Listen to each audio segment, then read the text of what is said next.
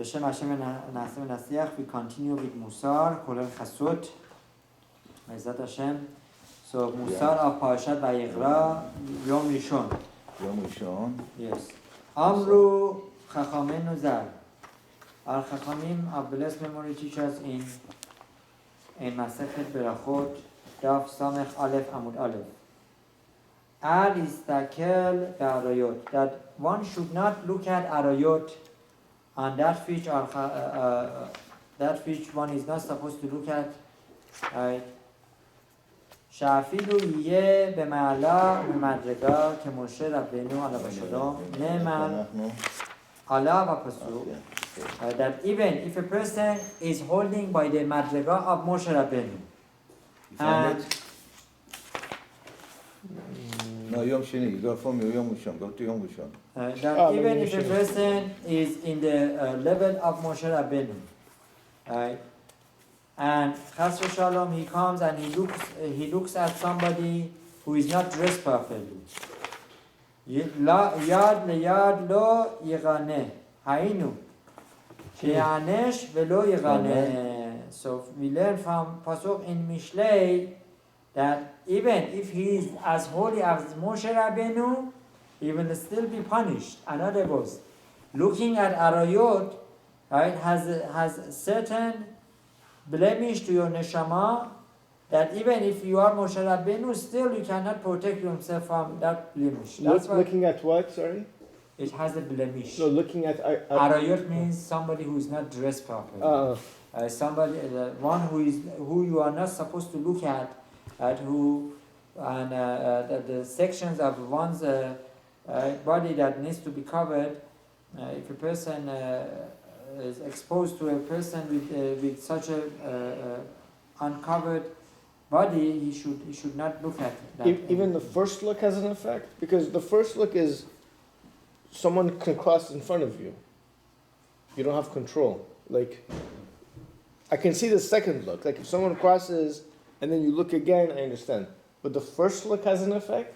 Even the first No, what he's talking about right now, he said that, what he mentioned is that Chazal, that a person give to the woman, give her ma'ot, give her money, and he gave it to her hand that she take and you can look at her. You want to look at her. So we're going to get to that. No, that's what he said right in the beginning. Yad leyad lo yinakeh. What did kavan yad leyad lo yinakeh?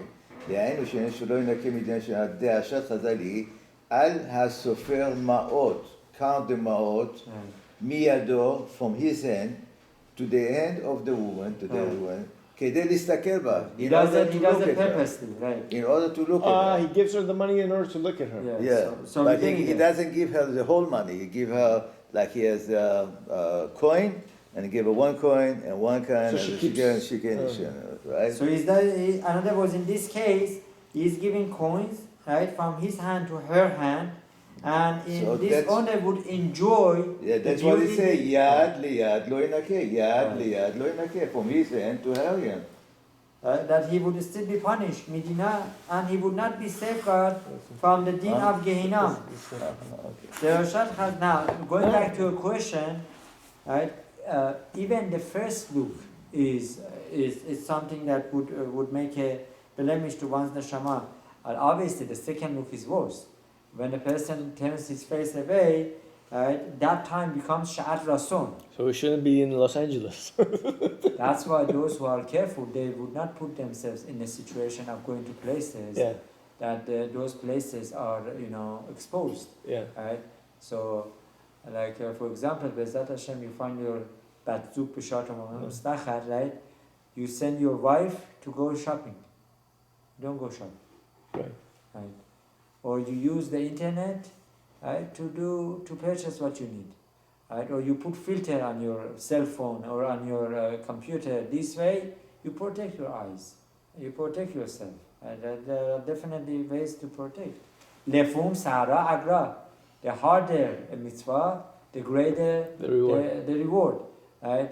Arav Eliyahu Netanyahu Sheitah says, if a person protects his eyes at the time of Nisayon, right, then HaKadosh Baruch Hu will protect him, right, at his time of Nisayon. Midah keneged midah. The time that the person, when he is at the point of making avera by looking at something that he is not supposed to look at, that time if he controls his eyes, it becomes shat rason. In other words, it's like when we open the hechal. When we open the hechal, it's shat rason, is the time that we can pray to Hashem. Right? It's the same thing. Darashat Chazal hi al hasofer. So basically, what I'm trying to say here, that okay, you look at the woman, right? What's the big deal? But he said here, the reason is this, that when you look at her and enjoy from her, eventually what is cost you, that your heart is not controlling this, right? You nimshach ela, in other words, you want to see her, you want to be with her. Eventually you come to the point that maybe you do also avira with her. So that's the reason that he said that you start with this and eventually you end it with the much worse. With hirurim and thoughts, right? That even if a person is sadiq, even if a person is sadiq and he has maasim tovim, he has good deeds like Moshe Rabbeinu. Shaqib el Torah liyado miyado shel HaKadosh Baruch Hu. That as if to say, in our understanding, that HaKadosh Baruch Hu gave him Torah from his hand to his hand. Obviously Hashem has no hands, but in our understanding, Lo yenacheh, he will still not be cleansed. Right? He has to give judgment. Hainu she'anesh velo yegane midina shel gehinam. That means he will be punished. He will not be allowed to go without judgment of Gehinam. Biglal sheistakel be'arayot ha'asurot. Why? Because he looked at the hand of a lady that is not his. Right? That the lady is not his. Right? Harav Eliezer ben David alav shalom always used to say, right?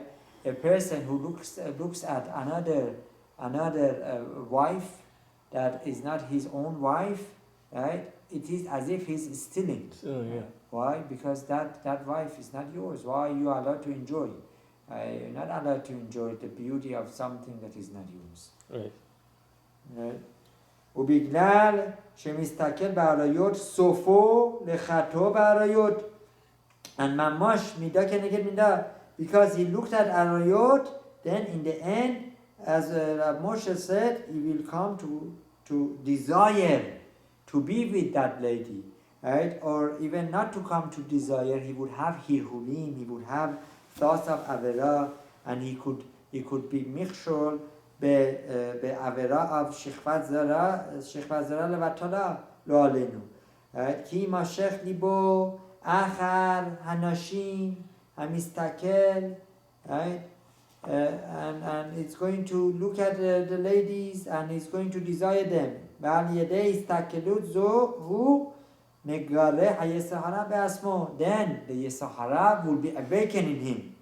ומחמד כן, and because of this, יבוא לידי Abon Kheri, and Lo Alenu, he would come to waste seed Lo Alenu, right?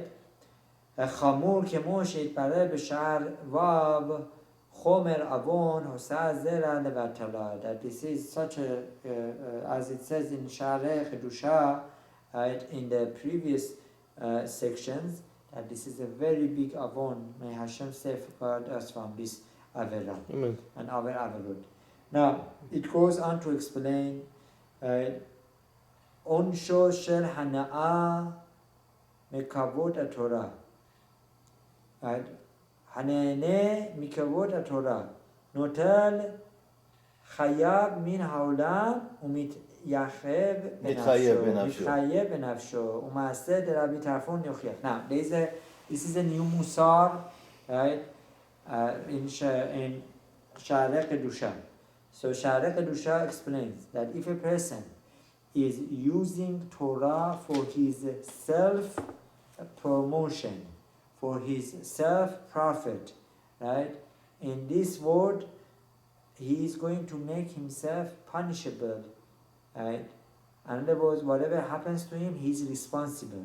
Umaaseh de Rabbi Tarfon yuchiach. We learn this from a story that is brought in Masechet Nedarim. Masechet Nedarim, page Samech Bet Amud Aleph. Right? Said over Rabbi Tarfon. Shehayu Mashlichin Oto Layeor Lehargo. Velo Rasa Lehanot B'divrei Torah.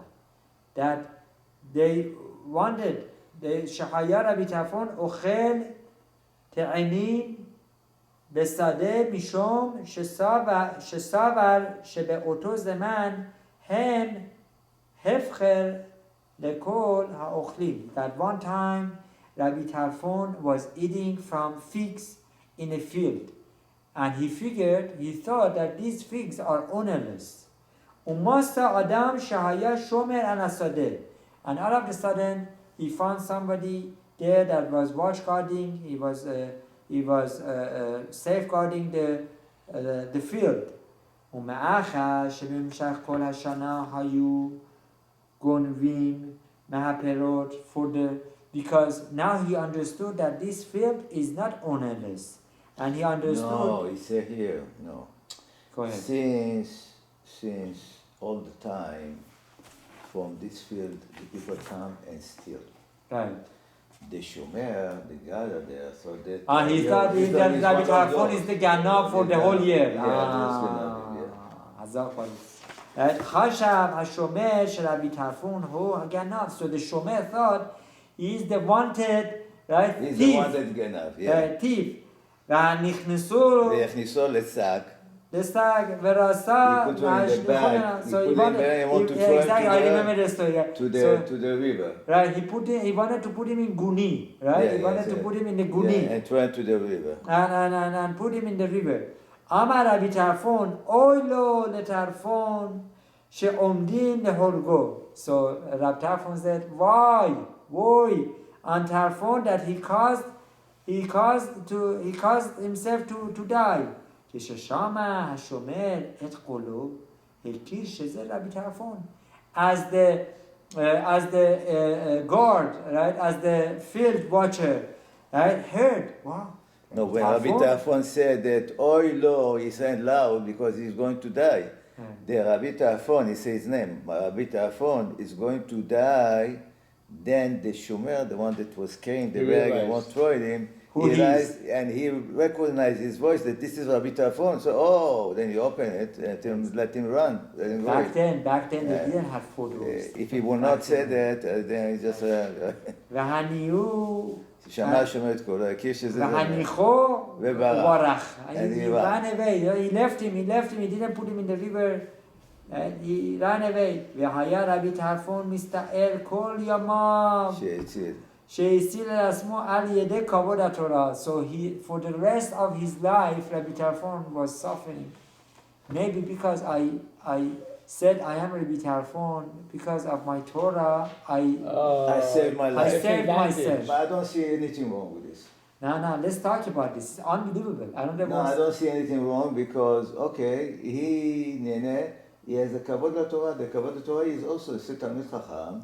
Is also kavod Torah. You remember that sometimes you say there was loagim, they was making fun of those people that stand up for the Sefer Torah, but when the Chacham Torah, Chacham come, they don't stand up, right? That's in Gemara. So here Babylonians talks about Babylonians. So here, Babylonians they stand up for the Torah, but they don't stand up for Talmidei Chachamim who are moving Torah. So here is a Rabbi Tarfon, and he didn't lie. He said, "I am."